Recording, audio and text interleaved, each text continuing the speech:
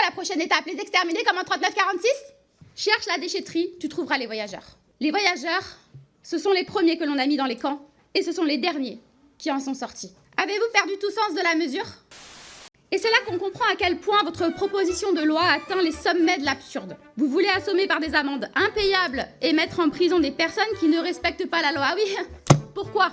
Eh bien parce qu'elles ne peuvent pas la respecter, dans la mesure où les pouvoirs publics ne font pas leur travail.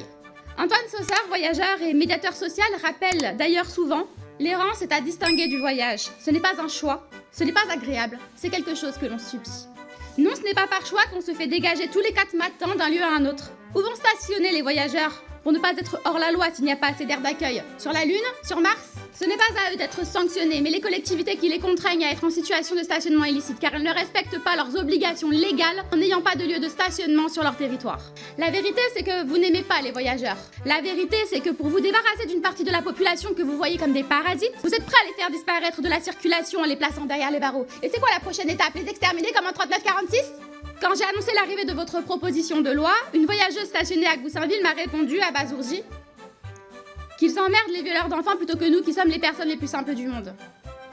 Ces propos, certes un peu fleuris, mettent en avant une réalité indiscutable. Nos prisons sont pleines à craquer, si bien que les droits les plus élémentaires de nos détenus ne peuvent être respectés, que les surveillants pénitentiaires sont en souffrance et que de nombreux criminels ne peuvent purger toute leur peine. Et vous voulez en plus mettre en prison des personnes mal garées? Avez-vous perdu tout sens de la mesure? Vous voulez réformer l'accueil des gens du voyage, et bien grand bien vous fasse. Vous savez, il y a beaucoup de choses à faire en la matière, à commencer par arrêter de dire qu'on accueille des gens qui sont chez eux, dans leur pays. Et puis, vous trouvez que c'est accueillant, vous, d'être à côté d'une usine Céveso, d'une déchetterie, d'une cimenterie, d'une autoroute? Des voyageurs résument souvent ainsi cette propension à placer les voyageurs dans des zones ultra polluées. Cherche la déchetterie, tu trouveras les voyageurs. Et il faut dire qu'à force de considérer les gens du voyage comme des déchets, eh bien forcément, on les met avec les déchets. C'est avec le même état d'esprit que, comme l'a souligné Aurélie Garand, qui a vu mourir son frère en 2017 entre les mains du GIGN, les voyageurs, ce sont les premiers que l'on a mis dans les camps et ce sont les derniers qui en sont sortis.